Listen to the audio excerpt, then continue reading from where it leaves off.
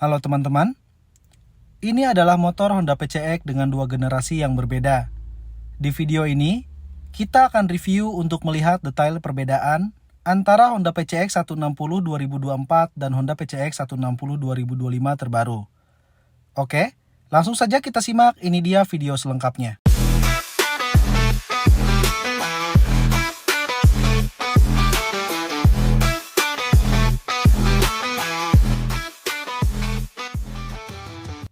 Sekilas, untuk penampilan motor ini, jika dilihat selewat dengan warna yang sama, hampir tidak ketara ya untuk perbedaannya. Namun, jika kita lihat dengan seksama, motor ini terlihat berbeda dari beberapa segi desain dan lekukan-lekukannya. Yang sebelah kanan adalah Honda PCX 2024 tipe CBS usianya 1 tahun lebih, dan yang sebelah kiri adalah Honda PCX 2025 tipe ABS terbaru. Dan sekarang, mari kita kupas tuntas perbedaan dari Honda PCX 2024 dan PCX 2025 untuk detail yang terlihat pada bagian eksteriornya. Yang pertama, sudah jelas ya, yang paling mencolok jika kita lihat dari bagian depan yaitu perbedaan yang ada di bagian lampu utamanya. Untuk PCX terbaru 2025 sangat terlihat jelas memiliki lampu DRL yang melintang seperti huruf V. Sedangkan, untuk PCX 2024 di bagian lampunya terlihat lebih besar, dengan aksen krom di bagian dekat sen tanpa adanya lampu DRL. Untuk pencahayaan di dua generasi motor ini, sudah sama-sama menggunakan full LED ya. Mulai dari lampu utama, lampu jauh, stop lamp, hingga ke bagian lampu sennya. Perbedaan selanjutnya adalah windshield. Untuk windshield di PCX 2025 terlihat lebih ramping dan panjang. Sedangkan, untuk PCX 2024 terlihat agak bulat sedikit melebar di bagian atasnya. Perbedaan windshield ini berpengaruh juga ke posisi plat nomornya ya, walaupun sama-sama berwarna hitam. Masih di bagian depan, perbedaan selanjutnya ada di bagian fairingnya.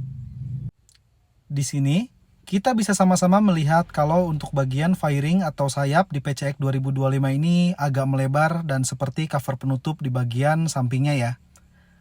Berbeda dengan PCX 2024, untuk bagian fairingnya ini polos dan ada jeda antara fairing ke bagian bodi samping bagian bawahnya. Selanjutnya, ini adalah salah satu bagian yang paling signifikan ya. Selain sudah menggunakan cover stang, PCX 2025 ini juga memiliki warna stang yang berbeda. Stang di PCX 2024 berwarna krom tanpa cover, sedangkan stang di PCX 2025 berwarna hitam. Mungkin karena sudah dikasih cover ya, ngapain juga dikasih warna krom. Perbedaan selanjutnya ada di bagian part aksesoris stang, yaitu bandul stang. Untuk bandul stang di PCX 2024 modelnya lebih besar dengan penggunaan warna krom. Sedangkan untuk PCX terbarunya malah lebih kecil dengan warna hitam doff. Kok jadi malah kayak downgrade ya untuk bagian ininya. Pindah sedikit ke bawah, perbedaan selanjutnya yaitu di bagian port charger yang terletak di konsol box. Untuk port charger di PCX 2024 masih menggunakan port USB dengan daya 2,1 ampere. Sedangkan untuk PCX terbaru sudah menggunakan port Type-C dengan daya 3 ampere. Lebih kekinian dan juga sudah bisa ngecharge lebih cepat ya. Untuk bagian tank pad juga ada sedikit perbedaan ya, yaitu di bagian bodi kasarnya. Kalau di PCX 2024, untuk bagian bodi kasarnya lebih pendek, hanya sampai sini saja. Sedangkan, untuk bodi kasar di PCX terbaru sudah memanjang dari atas hingga ke bagian bawah ujung jok bagian depannya. Kita sebut saja bagian ini middle deck ya, harap koreksi jika salah. Untuk bagian ini juga ada ubahan ya teman-teman, walaupun sekilas nampak sama. Jadi, untuk bagian middle deck di PCX 2024 sedikit lebih ramping, sehingga bodi deck pad bawah atau bagian bodi kasarnya jadi terlihat lebih besar. Sedangkan, di PCX 2025 bagian middle decknya terlihat lebih besar lurus ke bawah, yang menjadikan bagian deck bawah atau bodi kasarnya terlihat menjadi lebih ramping. Untuk bagian pijakan kaki ini ternyata berbeda juga ya. Walaupun perbedaannya sedikit banget, tapi tetap saja untuk bagian ini mendapatkan upgrade yang membedakan antara PCX 2024 dan PCX 2025. Untuk bagian deck cover bawah juga mengalami sedikit ubahan. Bisa kita lihat di sini, untuk PCX 2024 deck cover bawahnya putih polos, mulai dari depan sampai ke belakang. Sedangkan, untuk deck cover bawah PCX 2025 memiliki kombinasi warna hitam di bagian belakangnya. Dan bagian warna hitamnya ini bodinya kasar ya teman-teman. Pindah lagi sedikit ke atas, perbedaan selanjutnya ada di bagian footstep belakang.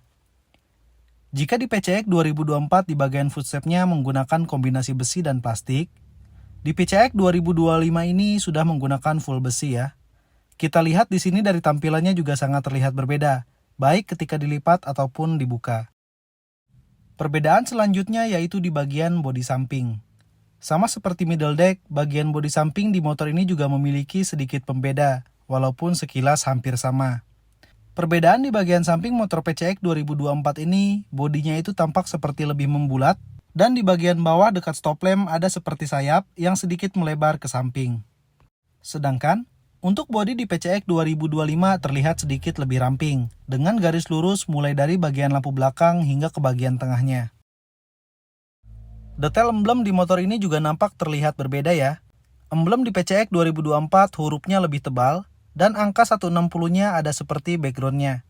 Sedangkan, untuk PCX 2025 tulisan PCX-nya lebih ramping, dan angka 160-nya tanpa background. Oh ya, perbedaan bentuk bodi samping motor ini berpengaruh juga pada penempatan emblemnya ya. Bisa kita lihat di sini kalau untuk posisi penempelan emblemnya juga berbeda. Jika saya lihat perbedaan sarung jok antara dua motor ini, hanya terdapat sedikit perbedaan kombinasi warnanya saja.